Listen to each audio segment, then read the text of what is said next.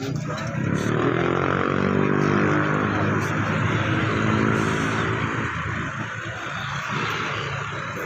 dun sa post control tayo.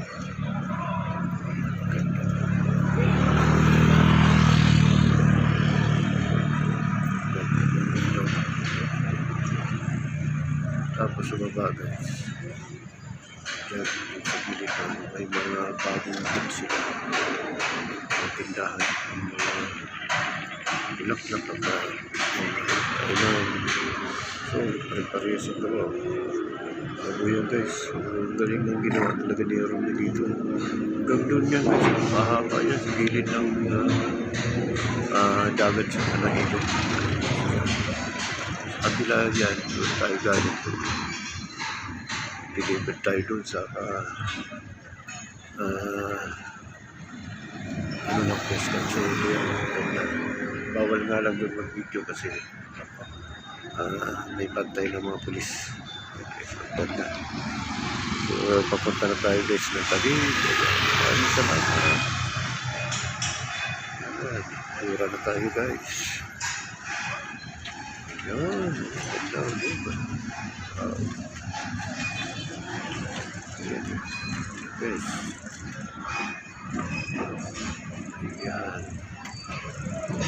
Shout out. Thank you so much sa inyo panunod. Right safe. So ito yung ginawa ni Yorme. Gandang guys. Dito sa babaw.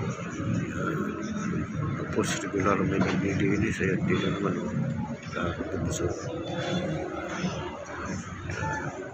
Ano na siguro pang-linggo rito dahil naman siya. Yan, marami rin nagsaside view sa gilid.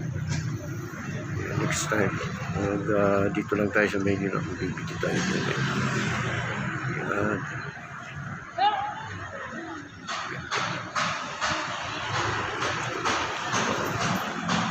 Ganyan tayo nakalinis ng Maynila. Ano nga ulit ba ako gagawin? Lala!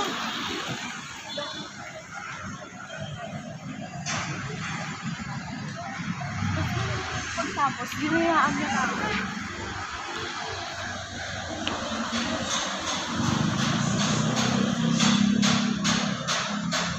Maraming salamat sa inyo panunod. Right safe. So, papunta na tayo ng Tagaytay. May pagkatayo na laptop. At tayo kakain muna. Maraming salamat.